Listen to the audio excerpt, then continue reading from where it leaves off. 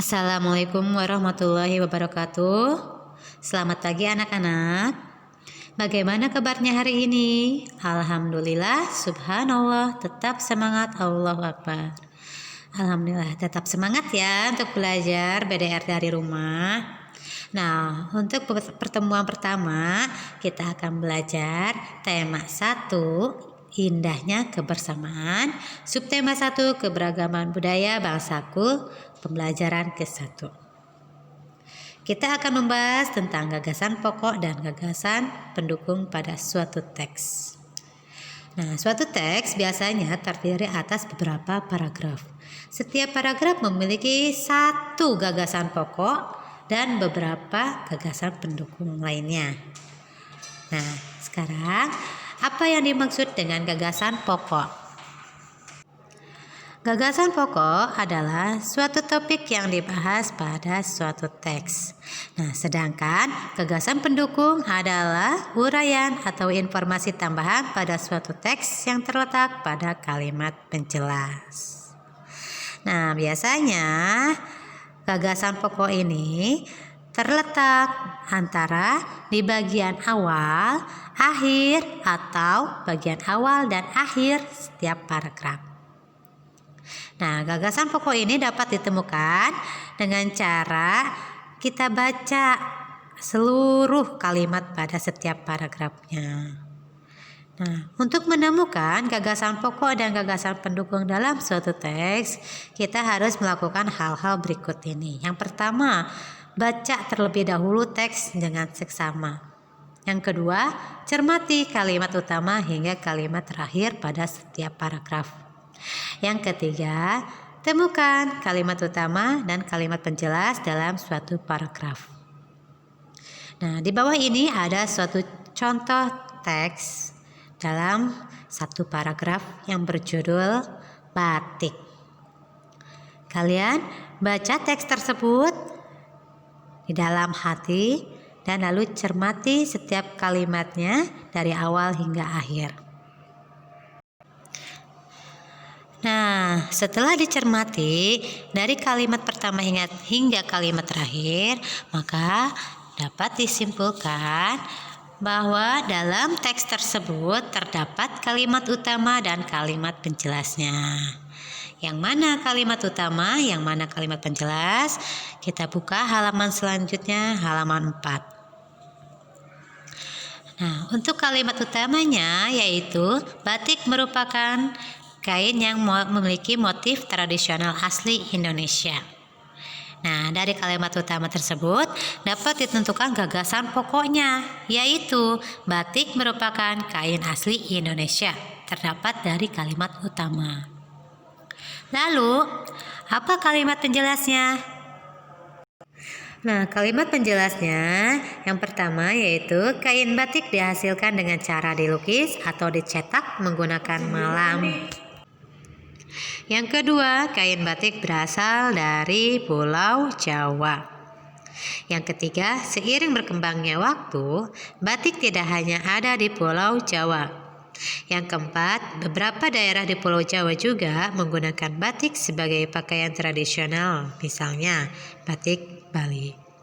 Nah, dari kalimat penjelas tadi dapat disimpulkan pula bahwa gagasan pendukungnya yaitu yang pertama, cara membuat kain batik terdapat pada kalimat penjelas ke-1. Yang kedua, tempat asal kain batik terdapat pada kalimat penjelas kedua. Yang ketiga, persebaran kain batik yang terdapat pada kalimat penjelas ketiga dan keempat. Nah, sampai di sini kalian sudah paham tentang gagasan pokok dan gagasan pendukung. Nah, mari kita lanjut ke pembelajaran selanjutnya. Dibuka halaman 5. Pada halaman 5 ada sebuah teks yang berjudul bentuk-bentuk keragaman di Indonesia. Di Indonesia memiliki berbagai keragaman sosial dan budayanya, meliputi yang pertama ada keragaman suku bangsa, keragaman bahasanya, keragaman rumah adat, keragaman tarian, keragaman pakaian tradisional, keragaman senjata tradisional, dan yang terakhir keragaman alat musik tradisional. Yang pertama, keragaman suku bangsa. Di Indonesia memiliki berbagai macam suku bangsa, contohnya suku bangsa Nias, suku Bugis, dan suku Asmat.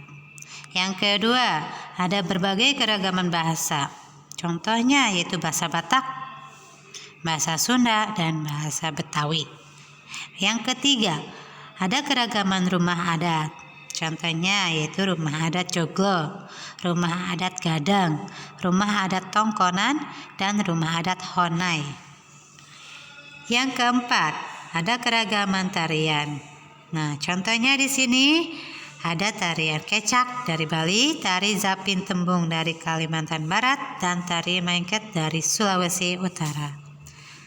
Yang kelima, ada berbagai keragaman pakaian tradisionalnya. Contohnya pakaian adat Bundo Kanduang berasal dari Sumatera Barat, pakaian beskap dari Jawa Tengah, dan pakaian payas dari Bali. Yang keenam, ada berbagai keragaman senjata tradisionalnya. Contohnya yaitu senjata rencong dari Aceh, senjata keris dari Jawa, dan senjata tombak trisula dari Sumatera Selatan. Yang terakhir, ada berbagai keragaman alat musik tradisionalnya. Nah, untuk alat musik tradisional ini ada berbagai macam cara memainkan alat musik tradisionalnya. Ada yang dipukul, ada yang ditiup, dan ada juga yang digesek. Contohnya, alat musik tambo dari Aceh. Cara memainkannya yaitu dengan cara dipukul. Alat musik angklung berasal dari Jawa Barat. Cara dimainkannya yaitu dengan cara digoyangkan. Dan yang terakhir ada alat musik tifa dari Papua.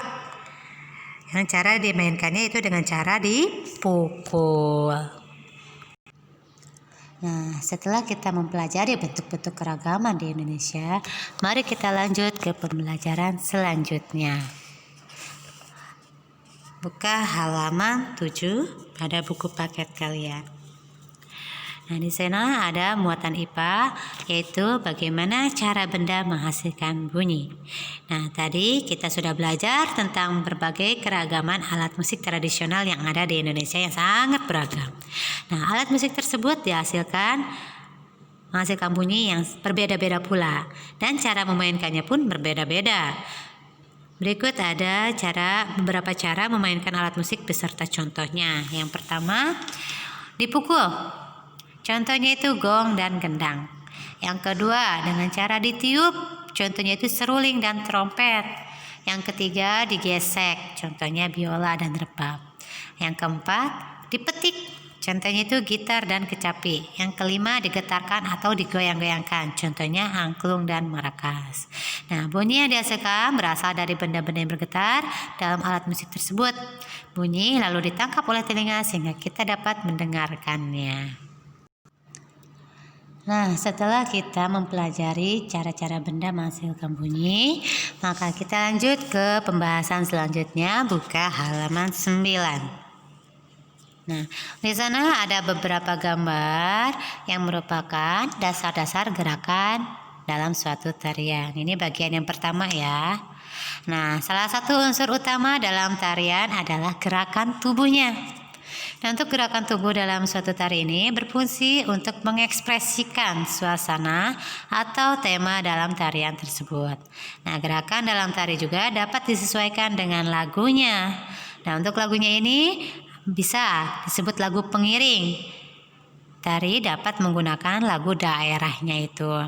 Nah, lagunya itu yaitu Lir Ilir dari Jawa Tengah dan dapat dijadikan sebagai lagu pengiring gerak dasar sebuah tarian tersebut. Nah, lalu kalian perhatikan di sana ada gerakan dasar pada tarian lagu Lir Ilir. Ada gerakan 1 dan gerakan kedua, dan ada gerakan ketiga dan gerakan 4. Lalu kalian peragakan gerakan tersebut di rumah masing-masing. Nah, setelah kalian mempelajari dan memperagakan gerakan dasar-dasar gerakan tarian pada suatu daerah, sekarang kita akan lanjut ke pembahasan selanjutnya. Buka buku paket kalian halaman 10 ya. Di sana ada teks yang berjudul Kerjasama dalam Keragaman. Nah, ya, kerjasama dalam keragaman yang ada di Indonesia ada berbagai macam, ya. Yang pertama yaitu kerja bakti. Kerja bakti merupakan sebuah kegiatan yang dilakukan secara bersama-sama. Contohnya, kerja bakti dalam membersihkan lingkungan, kerja bakti dalam hal membantu saudara-saudara kita yang sedang kebutuhan, ya, membantu saudara-saudara kita yang sedang terkena musibah. Nah, seperti itu. Terus yang kedua, kegiatan festival budaya. Nah, festival budaya ini merupakan acara yang menampilkan kebudayaan dari seluruh provinsi di Indonesia. Nah, masyarakat dari beragam suku bekerja sama menampilkan kebudayaan yang dimilikinya. Misalkan festival budaya yang menampilkan budaya Betawi, Jawa, dan Bali. Nah, yang terakhir ada festival makanan tradisional. Nah, festival makanan tradisional ini merupakan acara yang menampilkan berbagai makanan khas di Indonesia. Para penjualnya pun bekerja sama untuk menyajikan berbagai makanan khas dari daerahnya masing-masing. Contohnya festival makanan tradisional ini yang ada di Indonesia adalah Festival Kampung Dulu. Festival ini menyajikan makanan tradisional Jakarta dan juga makanan khas Nusantara lainnya.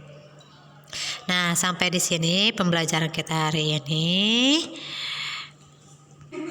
Sampai ketemu kembali di pembelajaran selanjutnya. Terima kasih. Assalamualaikum warahmatullahi wabarakatuh.